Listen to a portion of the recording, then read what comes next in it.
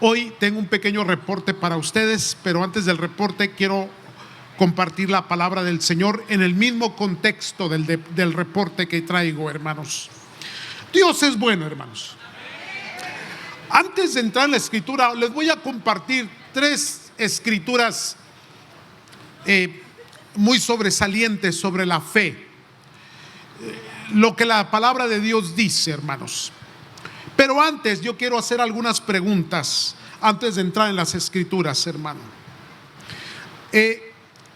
Hay que recordar que toda la Biblia es sobrenatural y milagrosa. Ese es un problema que yo tengo, que he comentado ya con ustedes y que he, hermanos, compartido también en otros púlpitos. La Biblia es una Biblia que enseña de un Dios que está en los cielos, un Dios sobrenatural. Todo lo que Dios hace, lo hace muy por encima de una lógica humana. Por eso es que la gente, cuando lee la Biblia y la lee sin fe y sin el Espíritu de Dios, lo único que tiene la tendencia de este tipo de personas es a criticar, a subajar, a desacreditar lo que el texto dice, a buscarle errores, a buscar controversia, a buscar señalamientos, hermanos. Pero eso, créame que a Dios no le importa mucho. Dios sigue siendo Dios. Él está en los cielos, nosotros estamos en la tierra. Él es infinito, nosotros somos finitos. Él permanece para siempre, nosotros, hermanos, somos pasajeros en esta tierra. Dios sigue siendo Dios. Y hermanos, lo que la Biblia dice, para nosotros los que hemos recibido a Cristo como nuestro único y suficiente Salvador, hermanos, lo que la Biblia dice es la palabra de Dios.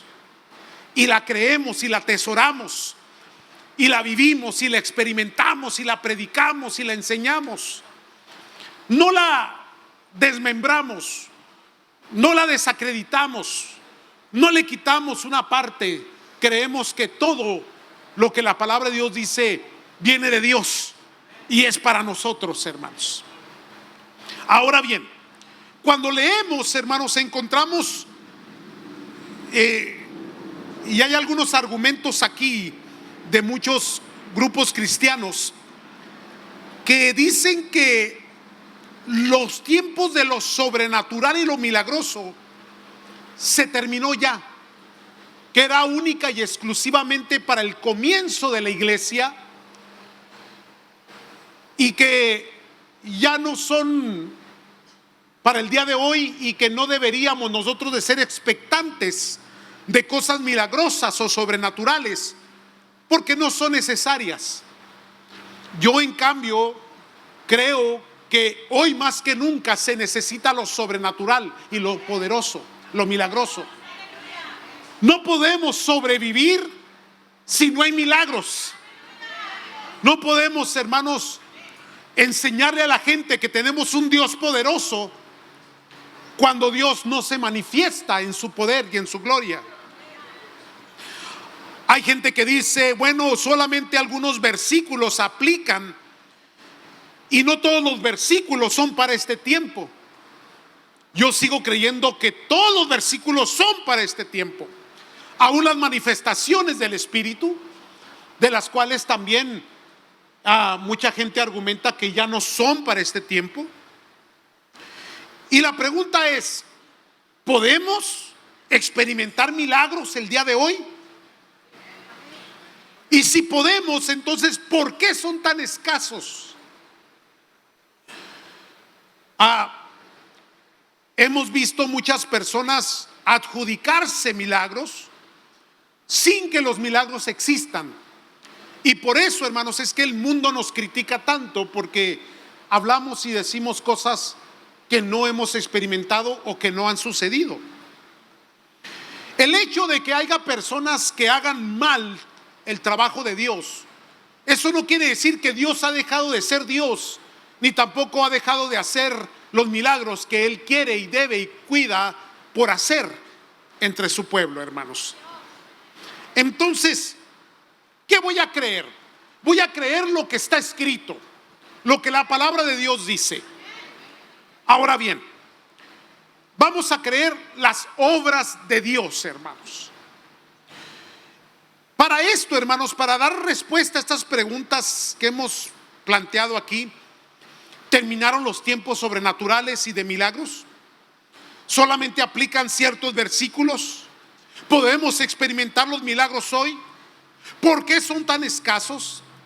Bueno, la Escritura responde a todas estas preguntas, pero hay que leerla, hay que estudiarla.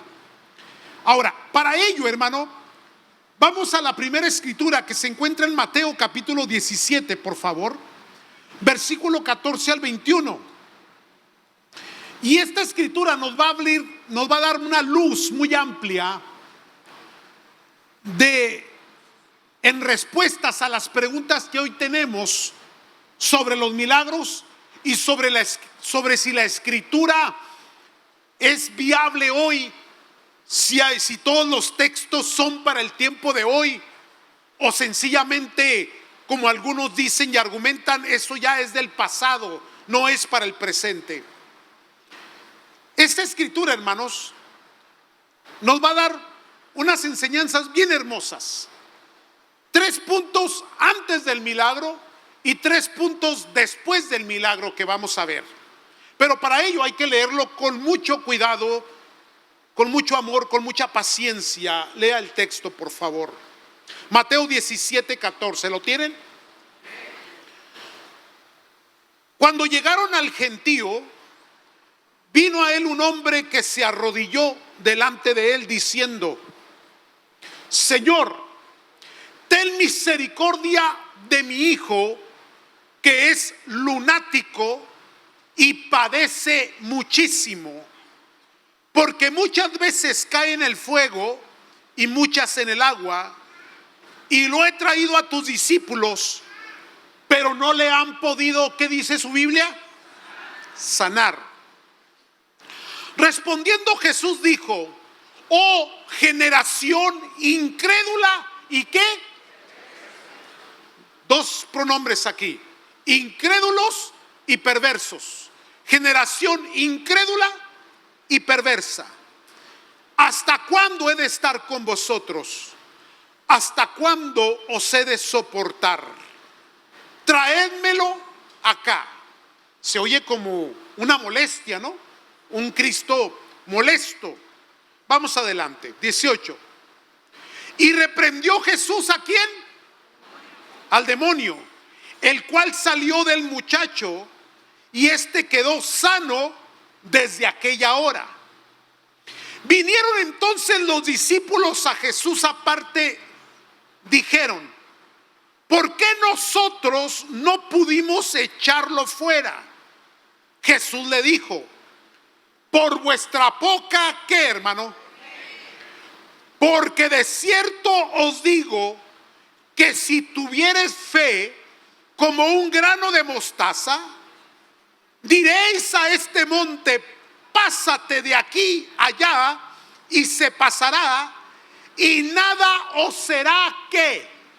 Imposible. Versículo 21, hay que leer todo el texto.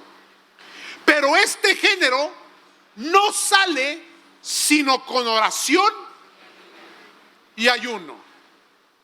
Todo milagro tiene un proceso. Otra vez, todo milagro tiene un proceso. 3 cosas antes del milagro. Primeramente, una necesidad. Una necesidad. Tenemos a un padre desesperado, un padre con mucho dolor y mucha angustia porque tenía un hijo lunático, endemoniado. A veces lo lanzaba al agua, a veces lo lanzaba al fuego. Era obvio que este niño o este joven recibía daños físicos. Era un tormento a la familia. Ahora, lo que a este varón le importaba era la sanidad de su hijo. no le importaba la doctrina, no le importaba cómo lo hiciera, quién lo hiciera, dónde lo hiciera. Lo importante es que algo sucediera. Sígame, ¿eh? Hay una necesidad. Los milagros no surgen, hermano, porque hay una inquietud, hay un deseo de misticismos o un deseo de ver algo sobrenatural o porque a alguna gente le gusta, hermanos, mostrar alguna espiritualidad que ni siquiera tiene. Los milagros surgen porque hay alguien que lo necesita. Los milagros aparecen cuando hay necesidad. Cuando hay necesidad. Ahora, el Padre está desesperado, está necesitado. Ese es el primer punto, necesidad.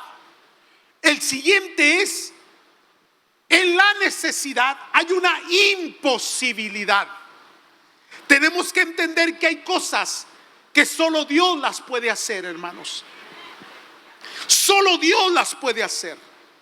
Y aquí tenemos, hermanos, una frustración porque los discípulos intentaron echar fuera al demonio, sanar al enfermo, traer alivio al Padre, ayudar al necesitado, pero no pudieron.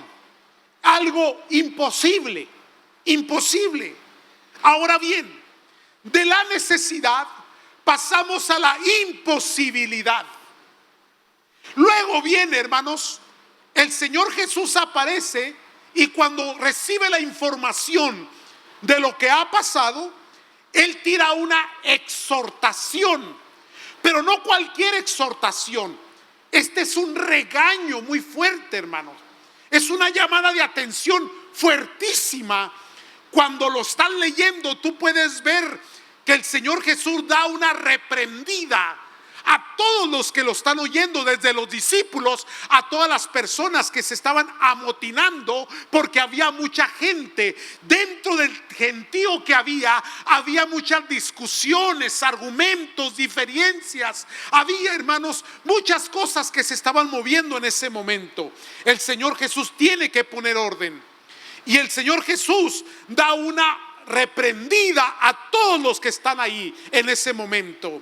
Les llama generación de poca fe, les llama una generación adúltera, en otras versiones llama una generación perversa. De diferentes maneras se puede interpretar, amados. Lo que sí hay es que antes del milagro hay una necesidad, hay una imposibilidad y luego hay una exhortación. Ahora, después de todas estas frustraciones, después de tanta necesidad, después del regaño, Dios es bueno, porque después de la reprendida viene también la sanidad. Dios te va a sonar, te va a exhortar, te va hasta corregir, pero aún después de que lo haga, con su amor también te va a sanar. ¿Estamos aquí? Él toma al niño o al joven y le echa fuera al demonio, hermanos.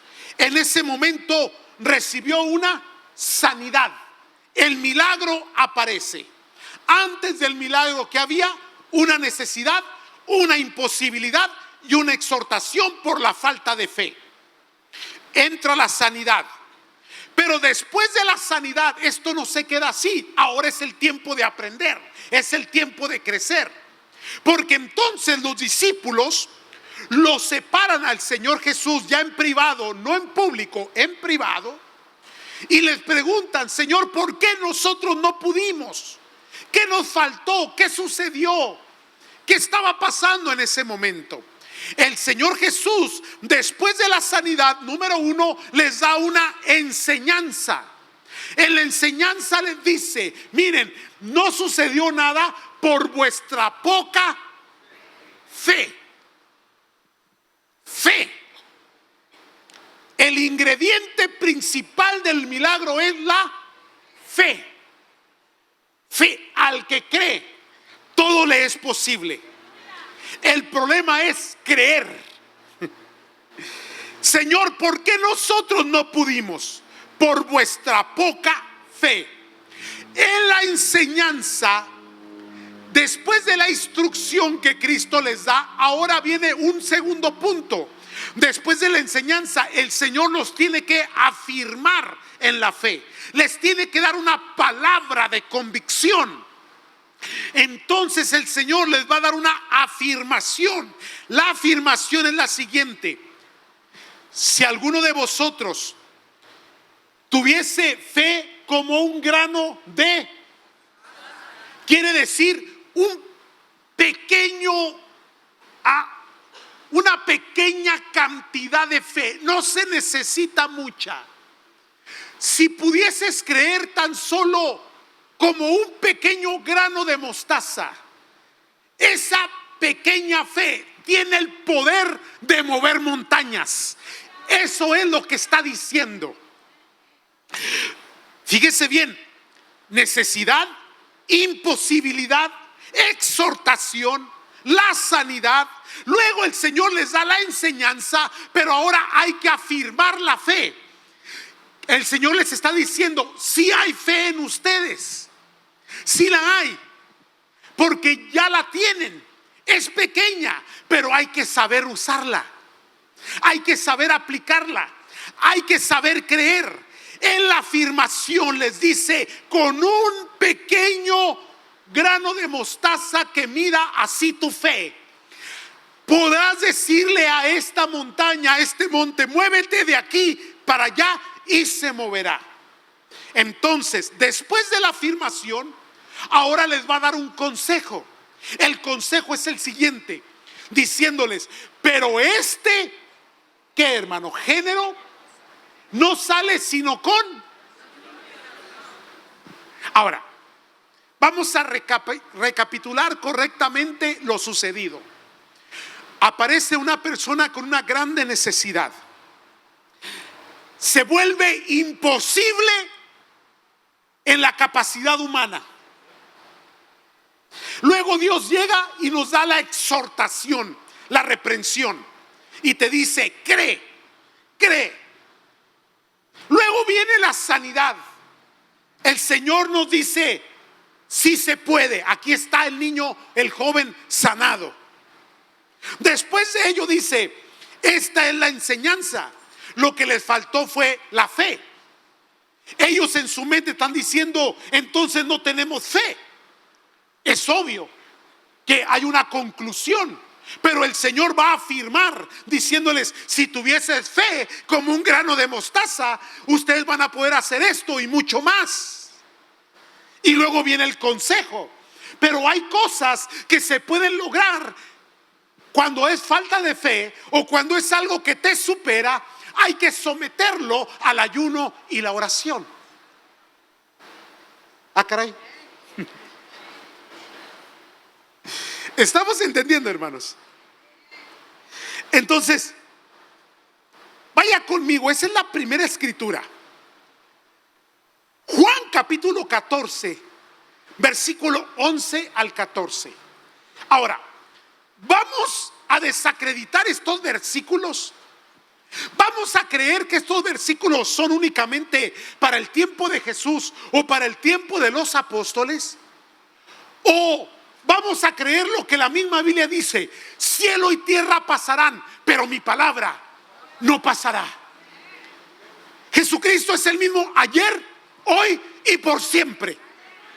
Lo que Dios hizo ayer, lo puede hacer hoy y lo va a hacer mañana.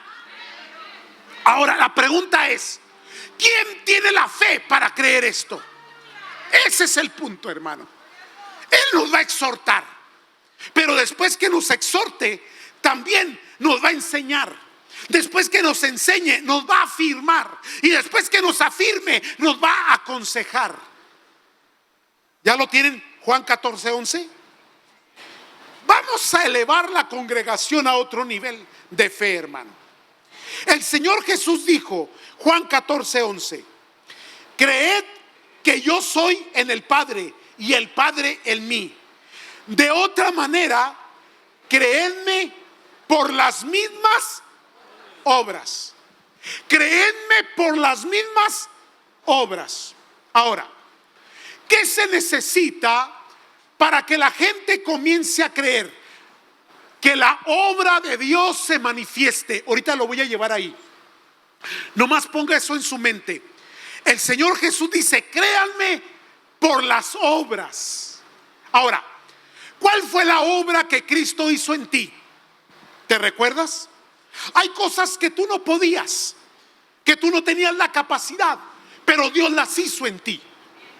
Hay mucha gente que vivía en inquietud, en impaciencia, en depresión, en vicios, y fue rescatada por el poder de Dios. Fue una obra maravillosa de Dios en su vida. Por eso es que ahora estás aquí. Le creíste a Dios, confesaste su nombre, naciste de nuevo, y ahora tú estás aquí adorando a Dios, a un Dios que no ves, y lo adoras en espíritu y en verdad. ¿Correcto, hermanos? Hubo una obra. Ahora, el versículo 12 dice: de cierto os digo, el que en mí cree. Ahora, ya dimos ese paso, ya creemos en Él. ¿Cuántos creen en Cristo? Esa es la razón por qué estás aquí, porque tú creíste en Él y veniste a adorarlo y veniste a alabarle y veniste, hermanos, ¿a qué? A traer tu corazón, tu alma delante de Él. Si has dejado el pecado, si has dejado el mundo, la única razón es porque has creído en Cristo Jesús. ¿Vamos bien hasta aquí? De cierto os digo, el que en mí cree, las obras que yo hago. ¿Aló? Otra vez, las obras que yo hago, Él las hará también. Si tú crees en Él, lo que Él hizo, tú lo puedes hacer también. Ah, caray, ¿de veras? Es lo que el texto dice. Ahora, ¿qué vamos a hacer? Vamos a desmembrar la Biblia, a cortar versículos, a decir esto no aplica. Sigue siendo palabra de Dios. Este es el texto que nos alcanzó. Esta es la palabra que vino a mi corazón, que yo recibí, que yo acepté como palabra de Dios, y fue la obra maravillosa por el Espíritu Santo que hizo en mi vida, en mi corazón, que me dio la suficiente fe para confesar su nombre y para recibir el milagro de transformación. Él las hará también. Pero no solamente Él las hará, pero dice también que aún hará mayores cosas. No limita a lo que Él manifestó en ese tiempo. No debemos de ir hacia abajo, sino hacia arriba. El Señor Jesús manifestó la gloria de Dios, la obra de Dios. Ahora Él está diciendo: si ustedes creen en mí, las obras que yo hago, ahora ustedes las pueden hacer. Pero no solamente las que yo hice, pero aún mayores a las que yo hice, ustedes van a hacer, porque yo estoy en ustedes. Leamos el texto. La fe viene por el oír, y el oír. Aún mayores hará, porque yo voy al Padre. Versículo 13: y todo lo que pidieres al Padre en mi nombre, lo haré, para que el Padre sea glorificado en el Hijo. Todo lo que pidieres al Padre en mi nombre. Cuando dice en mi nombre, quiere decir que tiene que ir en el nombre de Cristo Jesús. Esto encierra la voluntad de Dios, la voluntad de Cristo. No puedes pedir nada fuera de la voluntad de Cristo. Pero ¿cuál es la voluntad de Dios? Sino salvar, sino sanar, sino bendecir, sino prosperar, sino traer, hermano, descanso y paz al alma. A eso vino, a salvar lo que se había perdido. A eso vino el Señor, a salvar, a sanar, a restaurar. Entonces todo lo que tiene que ver con su obra, con con la predicación del evangelio, con la extensión del reino de los cielos, con la bendición de Dios. Todo eso es posible en Cristo Jesús. ¿Qué quiere decir? Que es posible la sanidad, que es posible el milagro, que es posible la salvación de los hijos, que es posible, hermano, la paz en tu corazón, que es posible romper ataduras y romper, hermano, todo lo que te aprieta, todo lo que te condena. A eso vino Cristo, a salvar. Entonces todo lo que pidieres al Padre en mi nombre lo haré, para que el Padre sea glorificado en el Hijo. Si algo pidieres en mi nombre, lo vuelve a repetir otra vez, si algo pidieres en mi nombre, yo lo haré, dice el Señor. Un poco de fe, como un pequeño grano de mostaza, hermano. Pero hay una perversidad, hay una generación que nos está rodeando, que es incrédula, que quiere opacar tu fe. Pero tú tienes que elevarte por encima de lo que tus ojos ven, de lo que la gente te dice, de lo que tus oídos oyen, porque Dios, hermano, va a hacer cosas sobrenaturales. Dios es Dios, Dios es Dios todavía. Dios es Dios, no ha dejado de ser Dios, hermano. Entonces, el proceso es cierto. Hay una tremenda necesidad, acongojamiento, tristeza, agonía, desespero por un hijo, por mi vida, por mi familia, por mi matrimonio, por mi casa, por mi hogar, por mi economía. Pero yo clamo al Señor, yo vengo delante de Él y hay imposibilidad, sí, y el Señor me va a exhortar y me va a llamar la atención y me va a reprender también. O le hace, recibo su reprensión, recibo su palabra que me exhorta. Voy a cambiar, pero Dios va a hacer el milagro, Dios va a hacer el milagro, Dios va a hacer la sanidad. Y en la sanidad va a haber una enseñanza, y va a haber una afirmación, y va a haber un consejo también, hermanos. ¿Alguien me está escuchando, santos? Si algo pidieres en mi nombre, yo lo haré. Por eso Hebreos 11 dice: es pues la fe, la certeza de lo que se espera, la convicción de lo que no se ve. La convicción de lo que no se ve. Y a veces lo que vemos es lo que nos satura, es lo que nos acongoja, es lo que nos apremia, es lo que se apodera de nuestra mente y de nuestro corazón. Es por ello importante adorar a Dios en espíritu y en verdad. Es por eso que es importante no vivir bajo los deseos ni bajo el gobierno de la carne, sino el gobierno del espíritu, y más el espíritu de Dios en tu vida, en tu corazón. Tienes que salir, hermano. Ahora bien, fe es confiar. Confiar. Nunca voy a pasar por alto ese precioso momento, hermanos, cuando Jairo pide que el Señor Jesús vaya a su casa para sanar a su hija, ¿se recuerda? Y mientras va caminando, aparece esa multitud que lo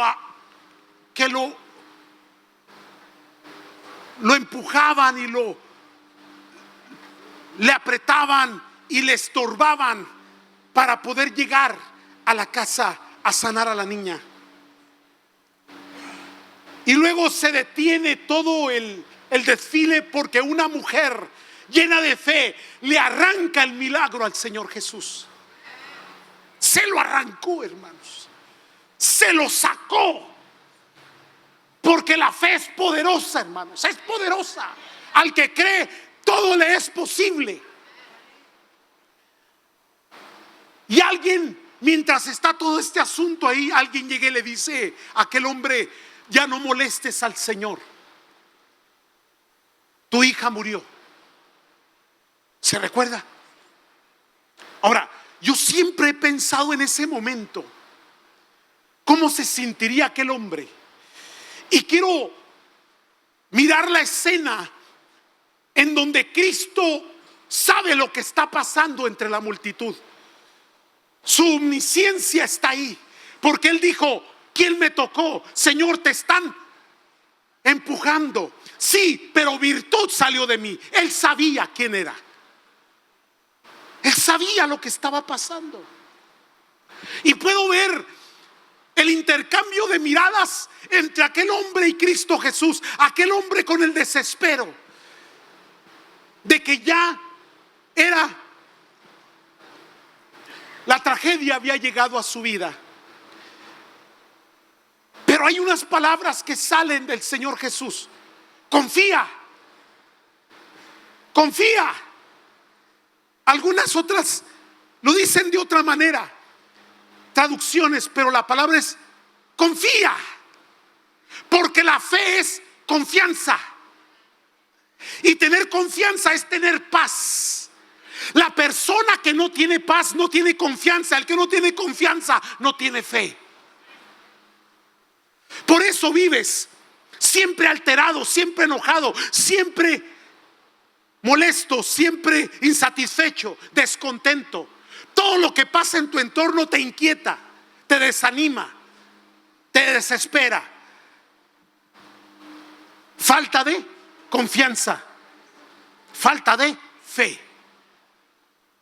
Por eso el Señor Jesús dio la reprensión que dio. Oh generación, ¿hasta cuándo voy a estar con vosotros? Y después les dice: si tan solo hubiesen tenido una fe como un grano de mostaza. Pero ni siquiera eso tenían en ese momento. Ahora, no acusó a sus discípulos, no acusó al Padre, acusó a toda la generación, el ambiente que se movía. Le dice a Jairo: confía. Se van, llegan a la casa. ¿Qué es lo primero que hace el Señor Jesús? Echa fuera a toda la gente. ¿Por qué? Porque había una generación que no podía creer. No puedes estar bajo la influencia de lo que tus ojos ven, lo que tus oídos oyen, lo que está en tu ambiente. Tú estás en el nivel donde Dios te ha levantado, el nivel espiritual. Tú miras desde arriba, no de abajo hacia arriba, sino de arriba hacia abajo. Ojalá y me esté oyendo, hermanos.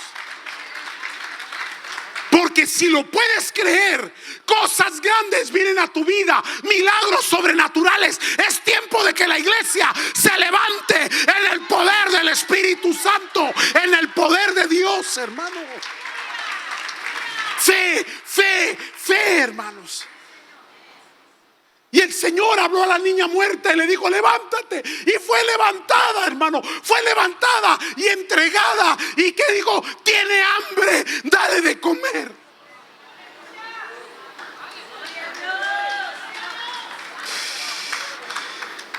La fe es la certeza de lo que se espera, la convicción de lo que no se ve. Si algo pidieres en mi nombre, yo lo haré. Confiar, confiar. Pero volvemos otra vez al problema. Porque los discípulos preguntaron: Señor, ¿por qué no pudimos? Por vuestra poca fe. Aquí viene. Cuando algo sale mal, ¿quién se equivocó? ¿Quién pecó? El hijo se perdió. La cosecha no era lo que se esperaba. Terminamos en bancarrota. Hubo divorcio y separación. Hay pleito en la familia. No rindió el dinero esta semana. ¿Qué pasó? Alguien se equivocó. Alguien cometió el error. Alguien no creyó. Está bien, puedes hacer ese señalamiento. Pero antes de que hagas ese señalamiento, vete conmigo a Juan capítulo 9, versículo 1 en adelante. Esta porción nos va a explotar la cabeza, hermano. Juan capítulo 9, versículo 1. Al pasar Jesús vio a un hombre ciego de nacimiento y le preguntaron sus discípulos diciendo: Rabí, ¿quién pecó, este o sus padres, para que haya nacido ciego. Que hay aquí condenación, que hay aquí juicio, que hay aquí una declaración de derrota porque he fallado. Sí, sí hemos fallado. Sí, venimos del mundo. Sí, nuestra fe desfalleció. Sí, los discípulos quedaron frustrados porque intentaron sacar al demonio y no pudieron, hermano.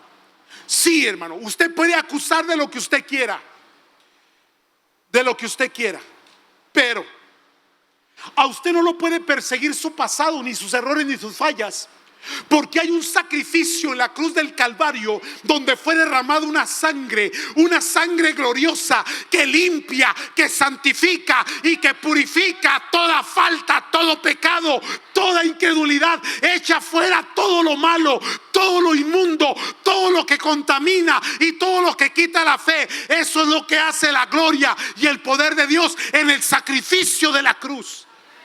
¿Qué significa eso? Que aún hay esperanza. Le preguntaron quién fue el que pecó, él o sus papás. Respondió Jesús: no es que pecó este ni sus padres, sino para que ¿qué? Las obras de Dios se manifiesten en él. Aquí viene. Volvemos otra vez al problema de este hombre, que su hijo es lunático. El desespero, la inquietud, la angustia, el dolor.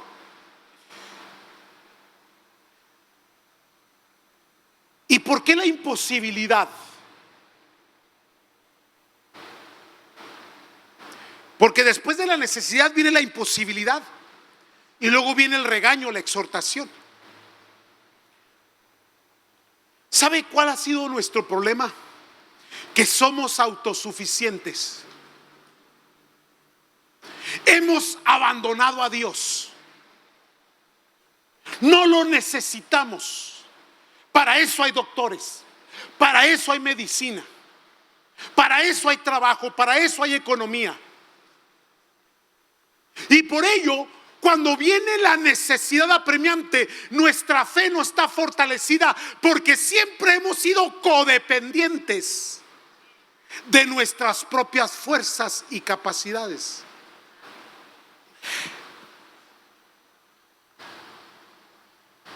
Cada vez que hay un milagro, hay una necesidad imposible de resolver por nuestras propias fuerzas.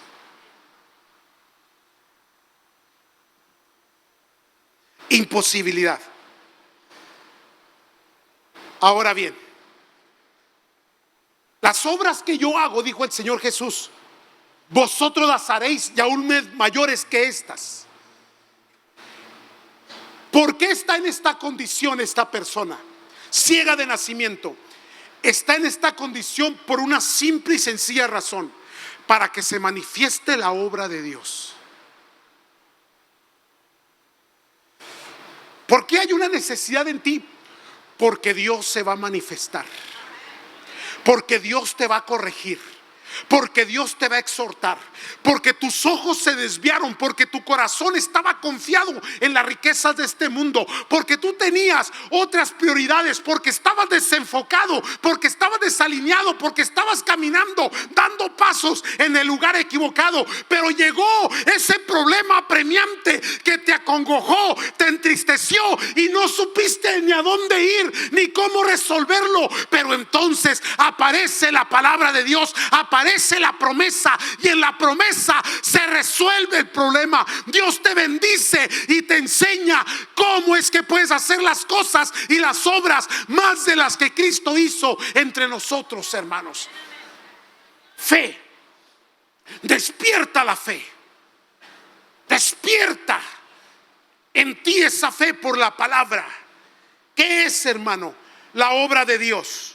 La obra de Dios es la tarea, la acción de Dios.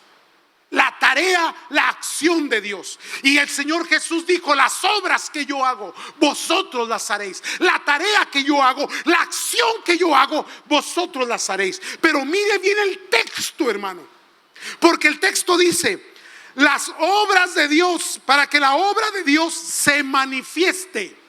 Ahora, ¿Qué significa la palabra manifestar? La palabra manifestar es mostrarse públicamente. Tienes que leer el texto. Este milagro que Cristo hizo fue una de las causas que levantó más conmoción, más problemas, más división, más argumentación. Hermano, dividió. Este milagro hizo, hermano, que se sacudiera toda Judea, hermanos, y todo el sistema religioso del tiempo. Tanto fue que ese hombre fue traído delante del Sanedrín y fueron traídos sus padres, hasta fue echado fuera de la sinagoga porque había sido sanado.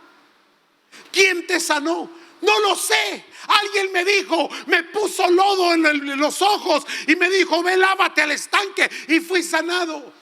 ¿Sabes que ese que te sanó es pecador? Yo no sé si es pecador o no. Lo único que sé que antes era ciego y ahora veo. El milagro, hermano, no importa cómo venga, de dónde venga, cuando Dios lo hace, hermano. Puede ser con lodo en los ojos, puede ser lavándose en un estanque. Trajeron a los padres y le dijeron, hey, ¿quién sanó a este muchacho? No puede ser sanado. ¿Cómo que no puede ser sanado? Mire, yo no sé, lo único que sé que sí es nuestro hijo y que sí nació ciego. Que cómo se recibió la sanidad, no lo sabemos. Solo sé que sí es el hijo y que sí fue sanado.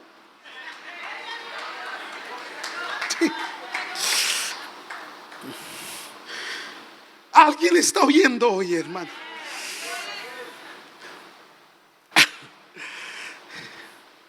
Miren, amados del Señor, aquí es donde los quería llevar. Ahorita voy a dar un pequeño reporte.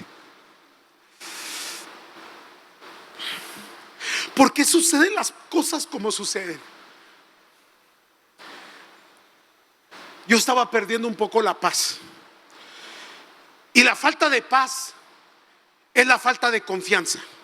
Y la falta de confianza es la falta de fe. Y la falta de fe es falta de espiritualidad, porque estamos en el nivel de una generación perversa. ¿Alguien me está oyendo? El proyecto comienza y comienza bien. Comienzan a suceder cosas.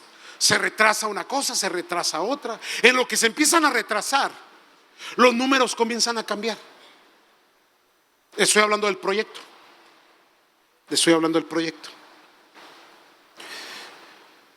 Los intereses comienzan a subir. El lender comienza a hacer ajustes. Las compañías comienzan a elevar precios súper elevadísimos. Y yo me hago la pregunta, Señor, ¿quién pecó?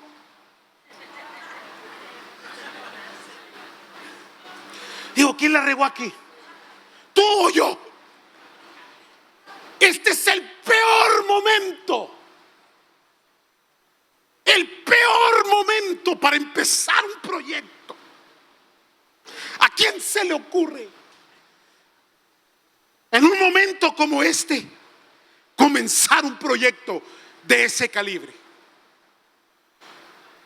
Ni tú pecaste, ni nadie se equivocó. Es para que la manifestación de la obra de Dios sea visible al pueblo. ¿Qué significa eso? Que no podemos dar marcha atrás. Ya está en línea. Ya está, hermano, ya está ahí. Y no podemos dar un paso atrás.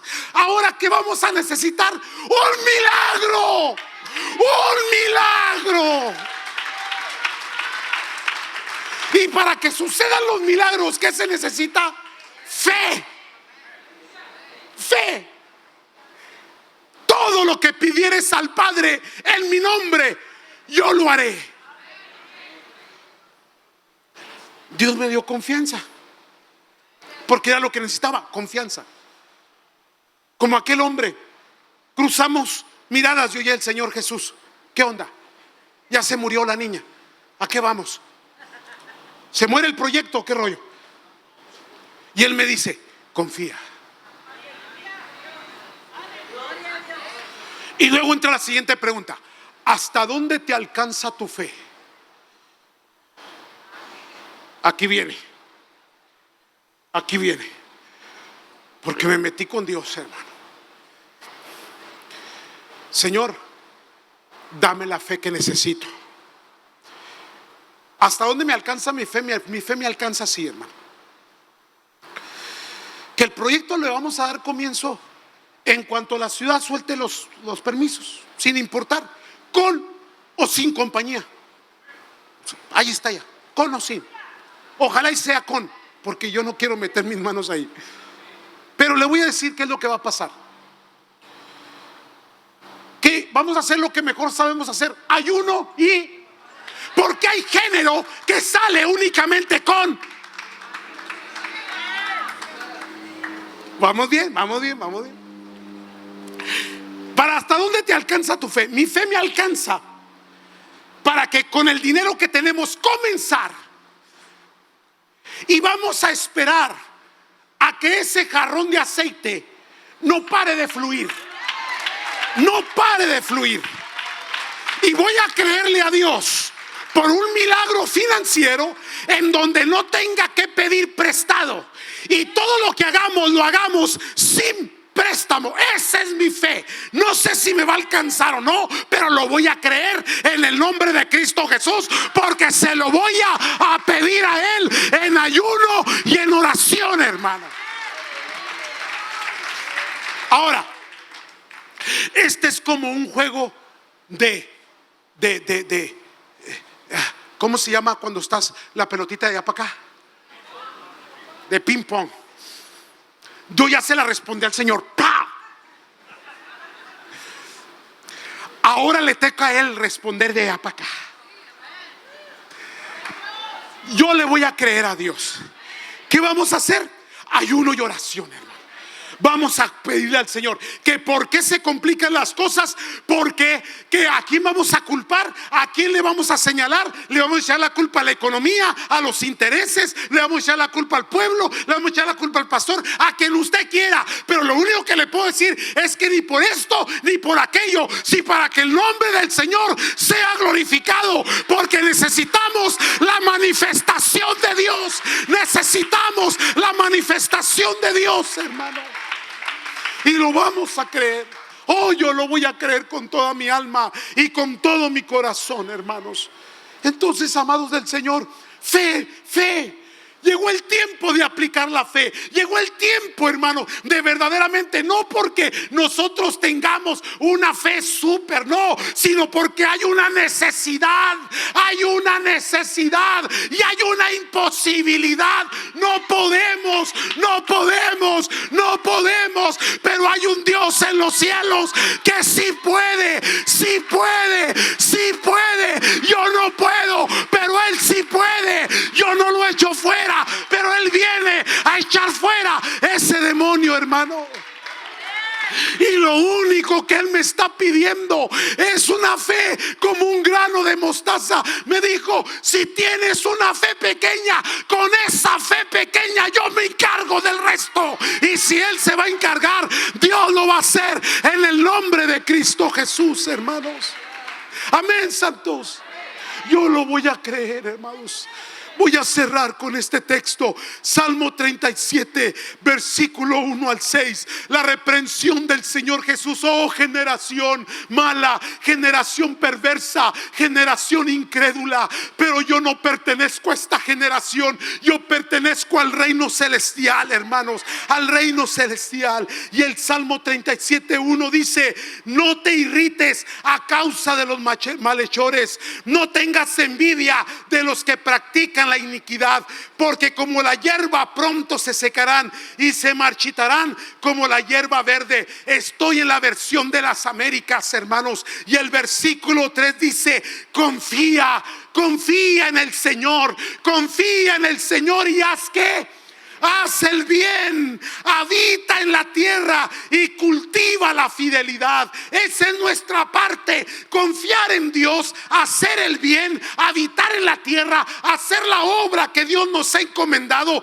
y cultivar la fidelidad, hermano. Versículo 4, pon tu delicia en el Señor. Otra versión dice, deleítate, deleítate en el Señor, deleítate en el Señor, adórale, descansa en Él, confía en Él, espera en Él. Así dice la palabra, pon tu delicia en el Señor y Él te dará, ¿qué, hermano?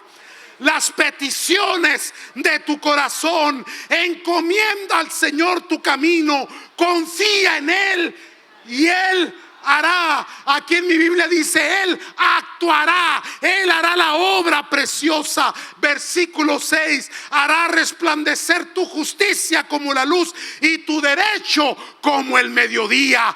Dios va a hacer la obra. La obra es de Dios, no es de hombre, no es, hermano, de una institución, le pertenece a Dios. Amén, santos. Pónganse de pie, por favor, amados. Vamos a orar. Vamos.